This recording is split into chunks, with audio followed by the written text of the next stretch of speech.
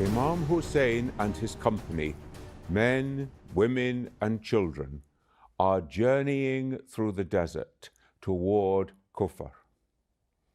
The most important thing that you have to plan in moving through the desert is access to water. And whenever you find water, then you must draw enough of it, you must carry it with you to keep you going until the next watering place.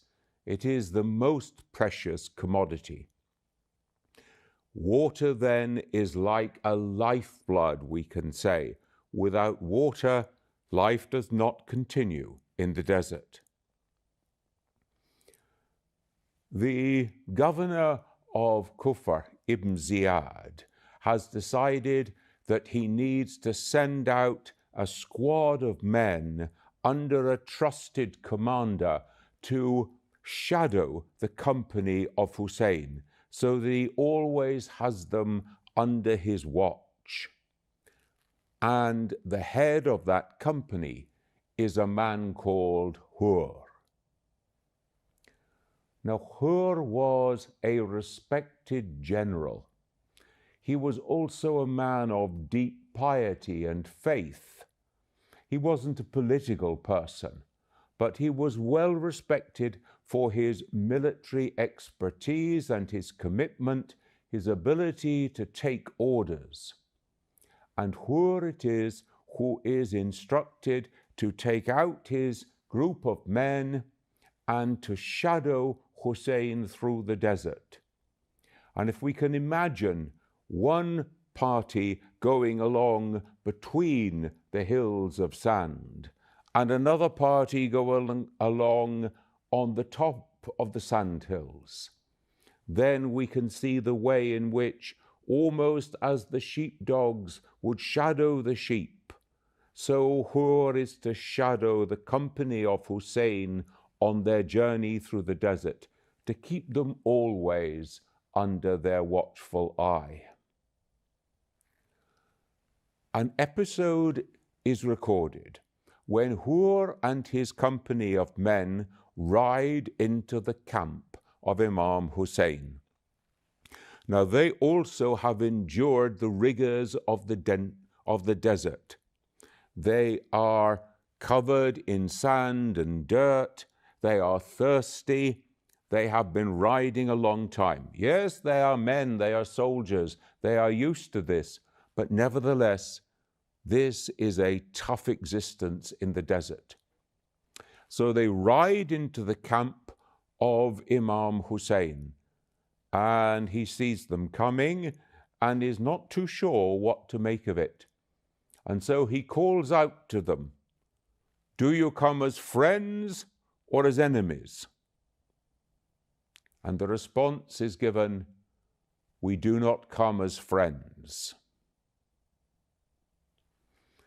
Imam Husayn then reacts to this situation. Now, how might we expect that he would react? A group of armed men come into his camp and declare themselves not to come in friendship. That can only mean one alternative. He gives instruction to his own people. They are to take from their own supply of water, the water that was intended to keep his company going to the next watering hole.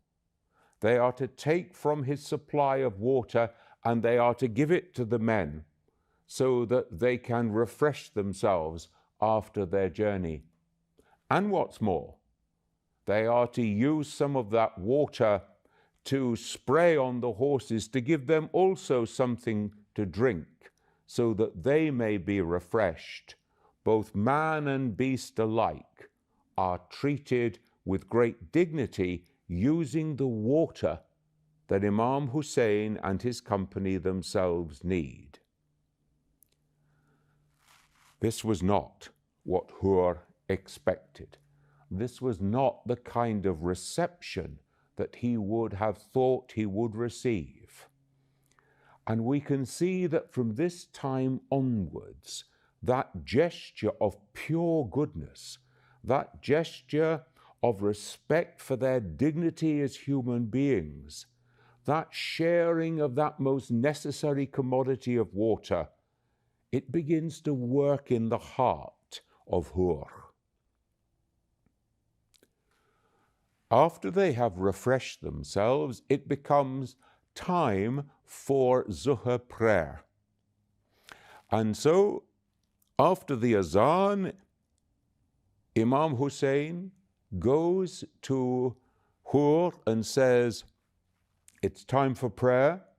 Would you like to pray over there on your own, or would you like to join my companions in prayer?" And Hur responds, "We will pray with you in one line." So they choose to pray behind Imam Husayn as the leader of the prayers. Hur is a man of deep piety. He recognizes that he is dealing with the grandson of the Prophet, the one of supreme excellence in spiritual matters.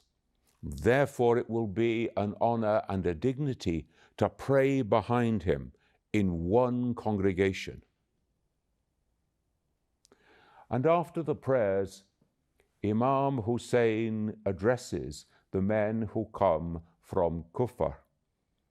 He tells them, "I am responding to letters from your own people. Why do you come out into the desert to chase after me?" Hur says, "I knew nothing of these letters." And so the Imam orders that the letters are brought forward, and 2 great sacks of letters are emptied on the floor in front of Hur. Hur is speechless. He can say nothing. But again, this experience is working in his heart. And so when it becomes time for Asr prayer, again they elect to pray behind Imam Husayn in one congregation. After that, there is another discussion between Hur and Imam Husayn, in which Hur makes very clear that his orders are to shadow the company of Imam Husayn, not to allow them to turn back, not to allow them to deviate into one of the villages on the way, but to keep them moving, always moving in the direction of Kufr. Now Imam Husayn says, "Well, if the people of Kufr are going to withdraw their invitation to me, then I should turn back." And he makes to get his company ready to go off back in the direction of Mecca. There are skirmishes. Some fighting takes place. Imam Husayn says to Hur, "May your mother be deprived of your life this day." And Hur turns to him and he says, "If any man had spoken against my mother in that way, I would have spoken against his mother too. But I cannot do that, because your mother was Lady Fatima. Your mother was the daughter of the Prophet of God, and therefore I shall remain silent." And so it was agreed that they would move off together, as it were, shadowing one another. And it was agreed that they would move forward, and Hur would write to Ibn Ziyad to tell him the situation. Eventually, a letter was received back from Ibn Ziyad to say, "Turn them aside to a desolate place in the desert, a place with no natural defenses, a place where they can be cut off from water." And so it was that Hur turned the party of Imam Husayn away from the straight path toward Kufr, the path that would eventually lead to the field of Karbala. And when Imam Husayn arrived in that place, he recognized it as a place that had been communicated to him in a dream. And he said, "This is where we will stay. This is where we will camp. This is where we will meet our death." Now Hur and his men kept their distance from the camp of Imam Husayn, and gradually over the coming days they were accompanied by more and more reserves coming from the city of Kufr, both trained soldiers but also ordinary citizens who had been persuaded, had been cajoled and bullied by Ibn Ziyad to take up their swords and to go into the desert to do his dirty work, because it was now clear that Karbala was to be the place where the ultimate challenge was laid before Imam Husayn. Either you submit and make the oath of obedience to Yazid, or you die here in this place. When it came to the day of Ashura, when it came to the day of the battle itself, when the army was drawn up, there was Hur with his men. And the experience of his interaction with Imam Husayn had obviously been working in his heart. He was always a man of piety, but he was also a soldier of great respect, one who knew how to take orders, how to implement them, and how to give orders to others. And so we see this tension in the heart of Imam Husayn. And so we see this tension in the heart of Hur, which will come out as winner in the end: the obedience of the general or the piety of the man of faith. The goodness of Imam Husayn, the sharing of water, the speaking to them in ways of nobility and dignity, the compassion that he shows for their suffering too in the desert, the human respect that he has shown to Hur, the goodness of the Imam, all these things are weighing and working in the heart of Hur. And so on the day of the battle itself, he goes to the leading general and says, "Do you really intend that we should attack and destroy the Prophet of God's grandson, Husayn?" And he is told, "Yes, those are our orders." And so the final decision is made. Hur breaks ranks. He rides down into the camp of Imam Husayn and he pleads for forgiveness.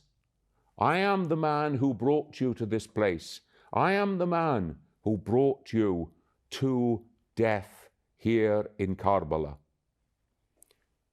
Please, can you forgive me?"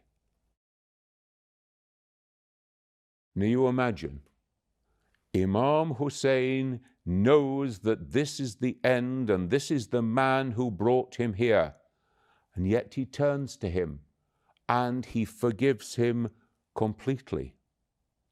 He forgives him by raising him up from the dust and allowing him to stand once again in human dignity. And what's more, he grants Hur the greatest dignity of all, that he should be allowed to fight in the company of Imam Husayn on this day, that he should be allowed to sacrifice his life in the company of Imam Husayn and his companions, and that he should finally gain the martyr's crown. So his forgiveness is total.